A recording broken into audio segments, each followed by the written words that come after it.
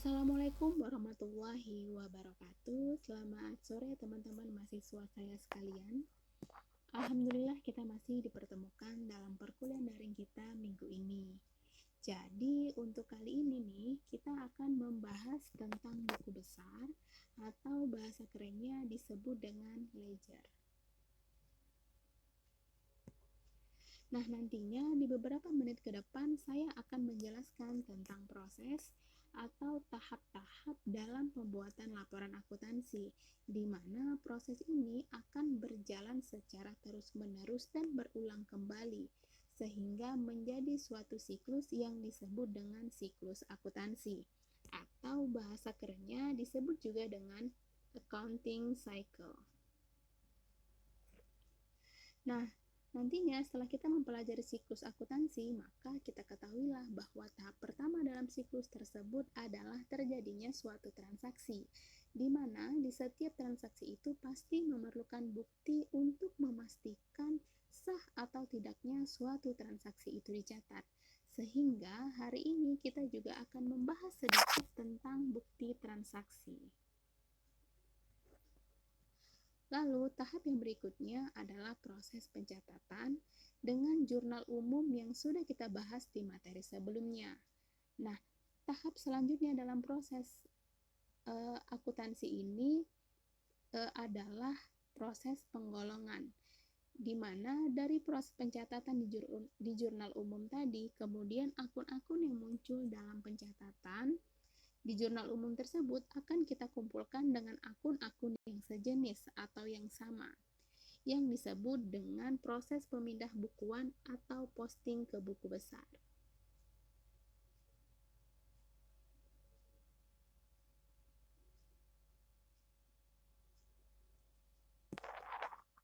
Baik, sekarang kita mulai masuk ke pembahasan tentang proses akuntansi dari awal sampai akhir yang disebut dengan siklus akuntansi.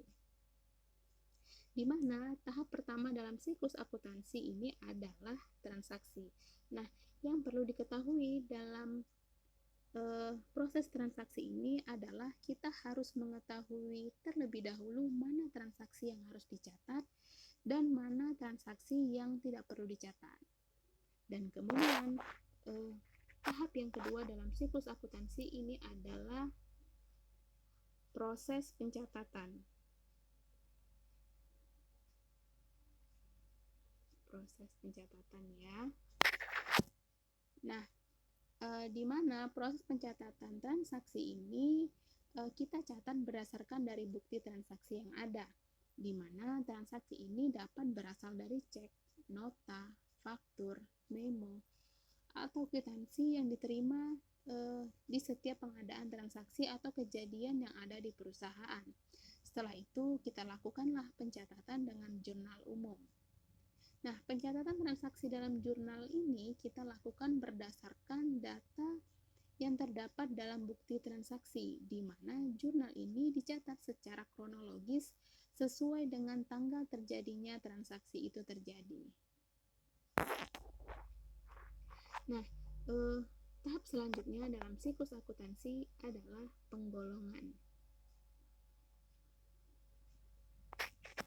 Nah, proses penggolongan ini kita lakukan dengan memposting ke buku besar. Jadi, proses pemindahan dari jurnal umum ke buku besar itu disebut dengan posting ya. Nah, jadi di dalam buku besar, nantinya akun-akun akan kita kelompokkan menurut golongannya, seperti akun neraca atau akun laba rugi. Tahap yang berikutnya adalah pengiktisaran, di mana di dalam tahap pengiktisaran ini ada beberapa proses yang harus kita lakukan. Nah, apa yang pertama yaitu proses menyusun neraca saldo. Data neraca saldo ini nantinya berasal dari saldo sementara dari buku besar. Neraca saldo ini kita buat sebagai langkah awal untuk menyusun kertas kerja atau neraca lajur. Nah, proses selanjutnya kita memasuki pembuatan jurnal penyesuaian.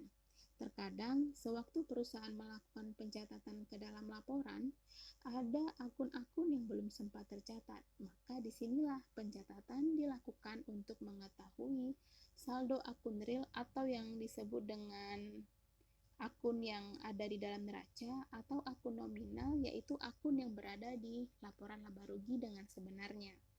Nah, setelah kita menyelesaikan melakukan jurnal penyesuaian, maka kita harus membuat kertas kerja. Jadi, kertas kerja adalah alat bantu untuk membuat laporan keuangan dari transaksi yang terjadi di dalam perusahaan selama satu periode akuntansi. Karena kertas kerja ini berfungsi untuk mengetahui perkembangan perusahaan, maka kertas kerja ini berisi semua laporan yang terjadi, seperti ada neraca saldo, ada jurnal penyesuaian, ada neraca saldo disesuaikan, ada ikhtisar laba rugi, dan neraca. Nah, apalagi proses yang terjadi dalam tahap pengikhtisaran ini, yaitu membuat jurnal penutup. Nah, jurnal penutup ini untuk menutup akun-akun nominal seperti pride, ikhtisar laba rugi, agar tidak terjadi perhitungan ulang terhadap transaksi di periode-periode berikutnya. Nah, dan yang terakhir adalah neraca saldo setelah penutupan. Tujuan pembuatan neraca saldo ini adalah untuk menentukan apakah akun pada buku besar itu sudah seimbang atau belum untuk memulai kegiatan pada periode tertentu. Nah, jadi tahap pengikhtisaran, semua materi tentang tahap yang masuk ke dalam pengikhtisaran nanti akan kita bahas di materi selanjutnya. Nah, kemudian tahap terakhir dalam siklus akuntansi yaitu pelaporan. Ini tahap yang terakhir ya. Adapun yang terdapat dalam pelaporan ini adalah laporan keuangan yang merupakan akhir dari proses akuntansi. Jadi, laporan akuntansi ini memiliki unsur-unsur, yaitu yang pertama ada laporan laba rugi, ada laporan perubahan modal, ada laporan neraca, ada laporan arus kas, dan yang terakhir itu ada laporan catatan atas laporan keuangan.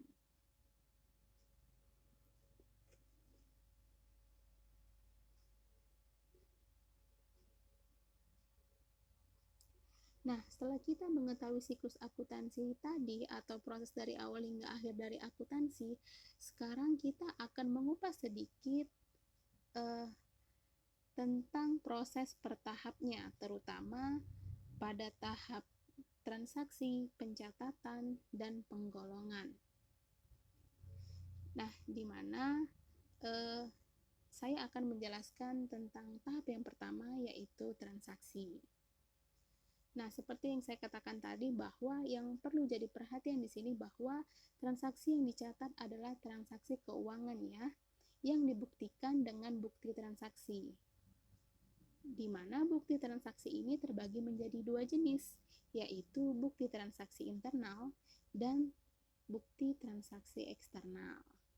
Contoh bukti transaksi internal nih adalah bukti kas masuk.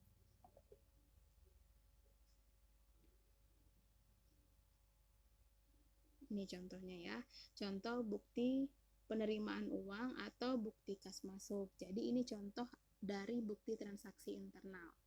Jadi bukti kas masuk ini adalah bukti bahwa perusahaan sudah menerima uang secara tunai. Nah, contoh bentuk bukti kas masuk seperti pada yang ada di slide ya. Nah, kemudian contoh lain dari bukti transaksi internal adalah bukti kas keluar.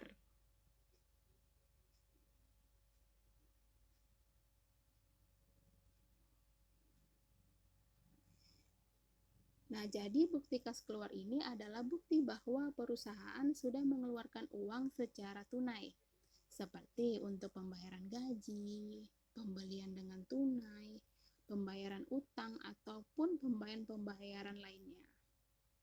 Nah, untuk contohnya, contoh bukti kas keluar dapat dilihat di dalam slide. Nah, kemudian contoh lain dari bukti transaksi internal ini yaitu memo, di mana memo adalah bukti transaksi antar bagian maupun manajer dengan bagian-bagian yang ada di lingkungan perusahaan. Nah, sedangkan contoh bukti transaksi eksternal itu contohnya seperti ada kwitansi, ada faktur, ada nota kontan, ada nota debit, ada nota kredit, ada bilet giro, cek, dan rekening koran. Nah, jika kamu ingin mengetahui apa itu dari contoh-contoh bukti transaksi eksternal yang tadi sudah saya sebutkan, kamu dapat mencarinya secara mandiri.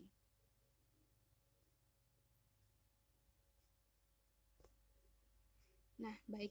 Sekarang kita masuk ke pembahasan yang utamanya, yaitu tentang buku besar atau ledger.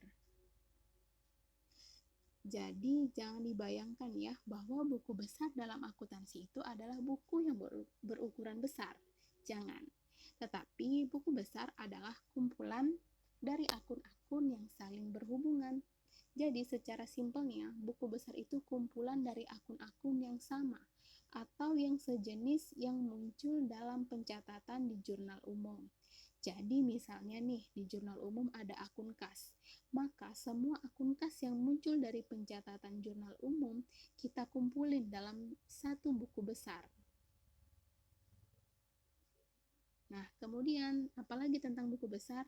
Jadi ada dua jenis pencatatan dalam buku besar.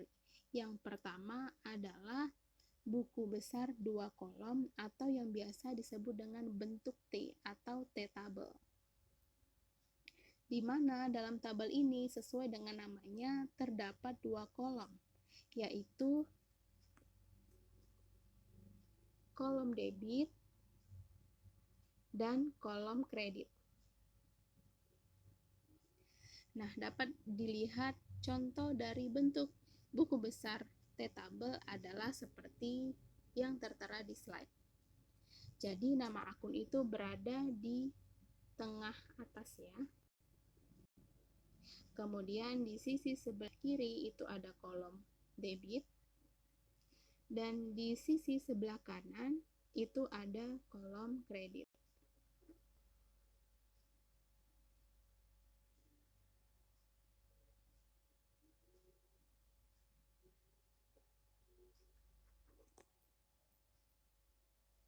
Nah, jenis yang kedua dari buku besar adalah buku besar 4 kolom.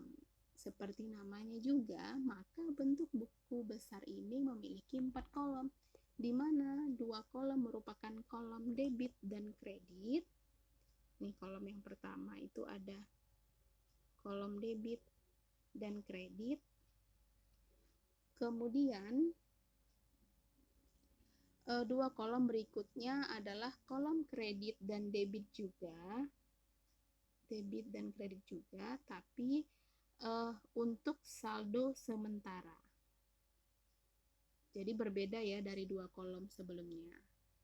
Nah, teman-teman mahasiswa saya, berikut adalah contoh dari buku besar 4 kolom. Dapat dilihat di slide ya.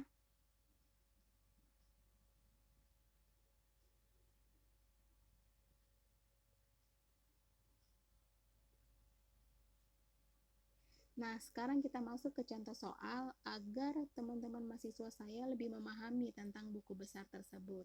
Jadi, di sini kita sudah melakukan 2 tahap dalam siklus akuntansi, yaitu pencatatan dengan jurnal umum dan tahap penggolongan dengan posting ke buku besar. Nah, ini jadi saya baca soalnya di mana yang pertama itu kita disuruh catatlah transaksi-transaksi di bawah ini ke dalam jurnal umum dengan menggunakan akun-akun di bawah ini untuk menentukan akun-akun yang harus didebit atau dikredit.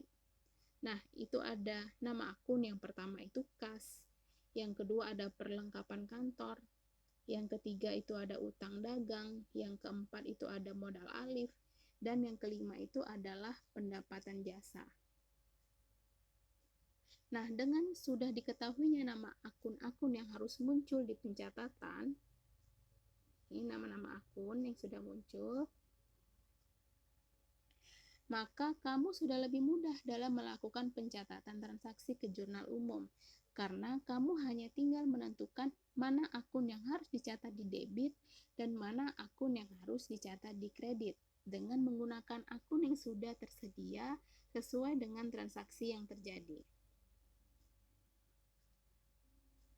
Contohnya ya, kita masuk ke transaksi yang pertama. 3 Juli 2020, Alif, pemilik perusahaan, menanamkan uangnya sebesar 5 juta dalam perusahaan yang baru didirikannya.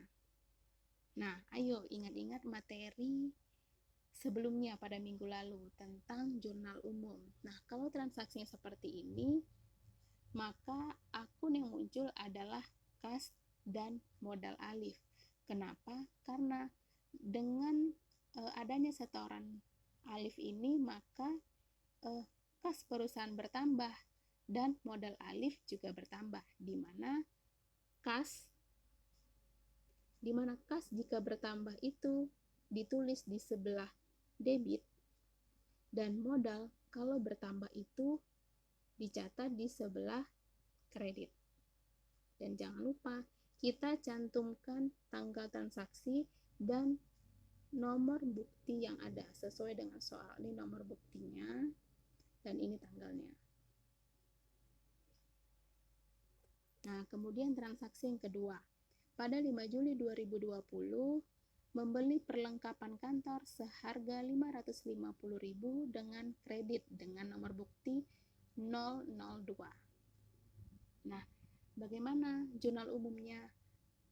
Nah, logikanya perusahaan membeli perlengkapan, maka perlengkapan kantor yang termasuk ke dalam jenis akun aset atau harta akan bertambah sebesar 550.000, di mana jenis akun aset atau harta atau aktiva jika bertambah akan ditulis di sisi sebelah debit. Tapi karena pembayaran dilakukan secara kredit, maka utang dagang perusahaan juga akan bertambah, di mana akun utang itu jika bertambah akan dicatat di sisi sebelah kredit. Dan jangan lupa cantumkan nomor bukti transaksi dan tanggal terjadinya transaksi. Nah, transaksi yang terakhir, pada tanggal 14 Juli 2020, perusahaan menyelesaikan pekerjaan dan menerima pembayaran tunai sebesar 25.700.000 dengan nomor bukti 003. Nah, jadi karena ini perusahaan jasa, maka setelah perusahaan selesai melakukan pekerjaannya, maka pelanggan membayar servis atau membayar jasa yang telah dilakukan oleh perusahaan secara tunai. Karena ini secara tunai, maka kas perusahaan itu akan bertambah, di mana jika kas bertambah atau jenis akun harta atau aset jika bertambah itu akan dicatat di sebelah debit.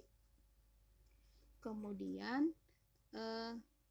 karena ini adalah pendapatan yang diterima perusahaan dari jasa yang telah dilakukan, maka muncullah pendapatan jasa, di mana jenis akun pendapatan jika bertambah akan ditulis di sisi sebelah kredit dengan nomor bukti 003 dan tanggal transaksinya itu tanggal 14 Juli 2020.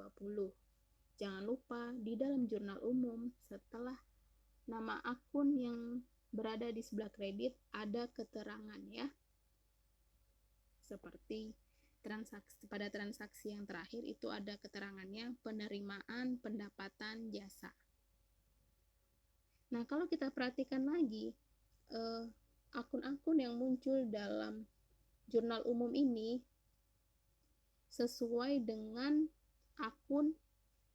nama-nama akun yang sudah diberitahu sebelumnya yang ada di sini. Jadi kalau udah nama akun ini diketahui di soal, maka kita lebih mudah, kita tinggal menentukan dalam transaksi itu akun apa aja yang muncul. Tetapi akun yang muncul itu harus nama akun yang ada, yang sudah tersedia di soal. Nah, soal yang kedua.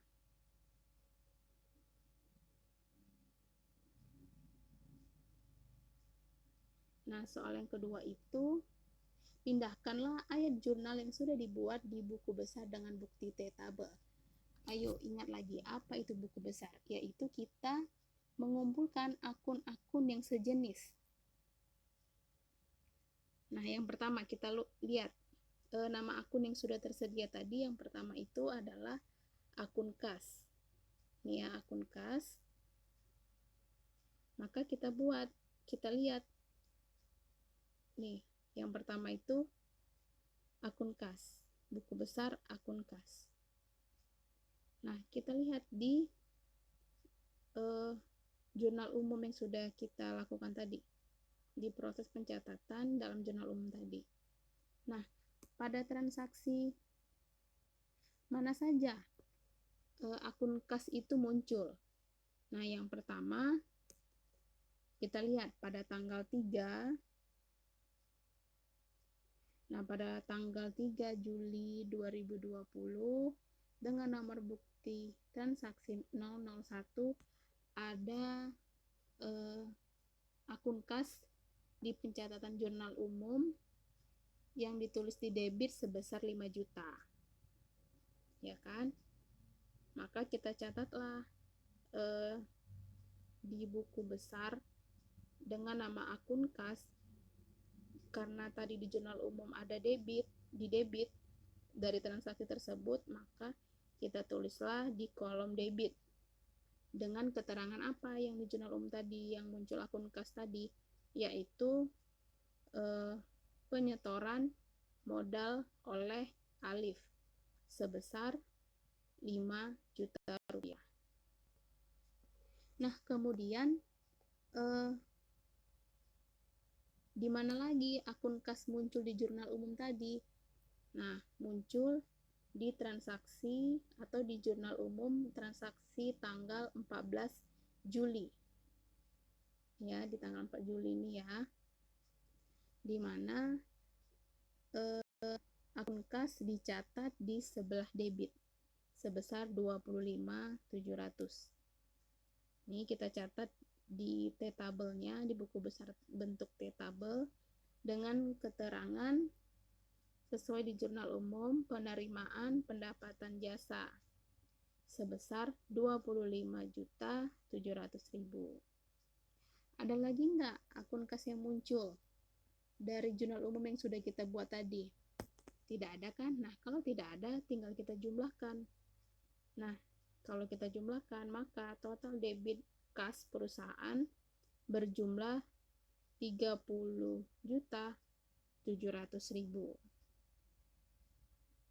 Tapi seandainya kalau misalnya di jurnal umum ada akun kas yang muncul di kredit, maka kita tulis di sini. Maka kita tulis di sisi kredit. Jadi sesuai dengan jurnal umum, kalau kasnya di debit, maka kita catatlah transaksi itu di debit. Kalau akun kasnya muncul di kredit, maka kita catatlah di sisi kredit. Contoh selanjutnya.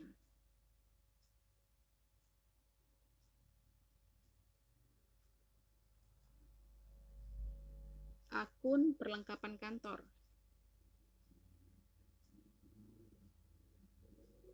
Ada nggak muncul akun perlengkapan kantor di jurnal umum yang udah kita buat tadi?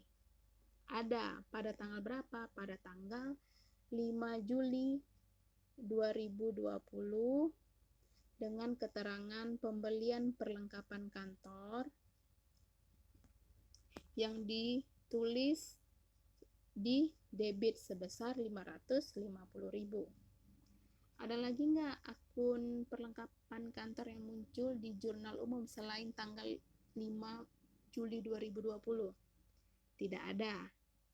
Maka kalau tidak ada lagi akun perlengkapan kantor yang muncul selain tanggal 5 Juli tadi, maka kita jumlahkanlah. Karena dia di kolom debit, maka kita buatlah saldo debitnya sebesar 550.000. Kemudian akun utang dagang.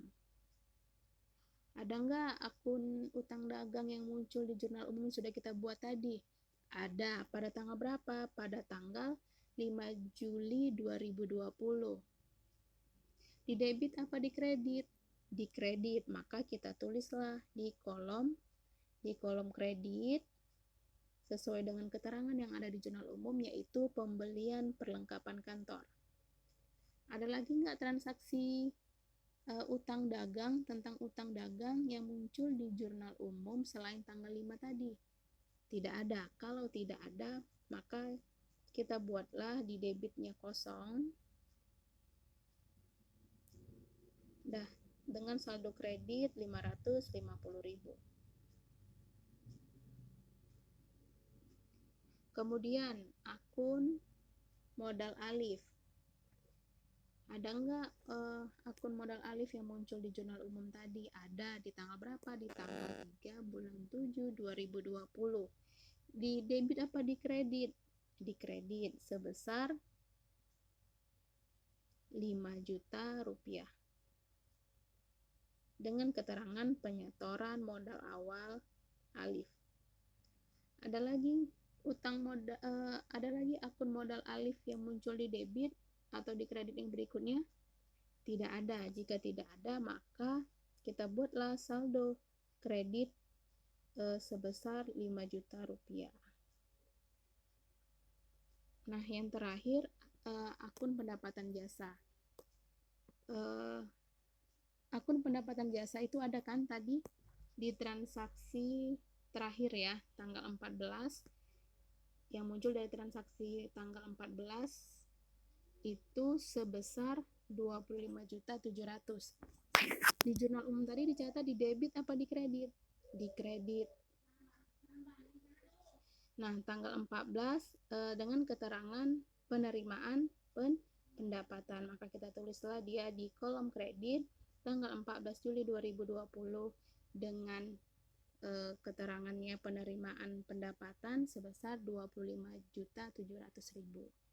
Nah, selanjutnya ada lagi nggak akun pendapatan jasa yang muncul selain dari transaksi tanggal 14? Tidak ada. Jika tidak ada, maka kita totalkan saldo kredit sebesar 25.700.000. Nah, perlu diingat ya, kalau misalnya ada lagi akun pendapatan jasa yang muncul selain tanggal 14 Juli 2020, maka dicatat di bawahnya. Di sini.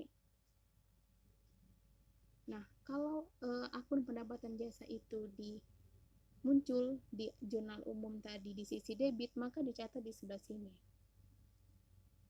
Nah, kalau untuk tahap terakhirnya, untuk menentukan dia saldo debit apa saldo kredit, maka kita lihat dia lebih banyak saldo di mana. Misalnya lebih banyak, misalnya ya, ini misal ya, misal saldo debit dari pendapatan jasa itu, total debit di akun pendapatan jasa itu misalnya ada 20 juta. Nah, sedangkan di saldo kredit itu ada 25.700.000. Maka karena lebih banyak di saldo kredit sebesar 25.700.000, maka kita kurangkan 25.700.000 ini dikurangkan dengan 20 juta. Maka saldo kreditnya kita buat 5.700.000. Sejauh ini sudah paham ya tentang buku besar dengan beberapa jenis buku besar, terutama tentang buku besar dalam bentuk T atau T-table.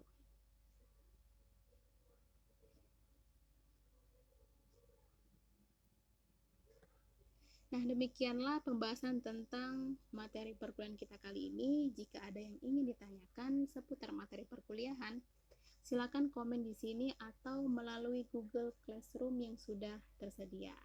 Dan saya tidak akan pernah bosan untuk mengingatkan kepada teman-teman mahasiswa saya sekalian untuk belajarlah secara mandiri dengan menggunakan referensi lain untuk menambah pemahaman kalian. Karena semua orang yang berhasil di dunia ini adalah orang-orang yang percaya dengan kekuatan impian mereka. Jadi tidak sekedar percaya, tapi mereka juga merencanakan bagaimana mencapai impian tersebut. Kemudian mau mendorong diri mereka untuk mau menjalankan semua rencana untuk menjemput impian yang mereka dambakan. Jadi yakinlah, setinggi apapun impian kamu, pasti dapat kamu wujudkan. Dan sekarang adalah giliran kamu. Terima kasih. Assalamualaikum warahmatullahi wabarakatuh. Selamat sore.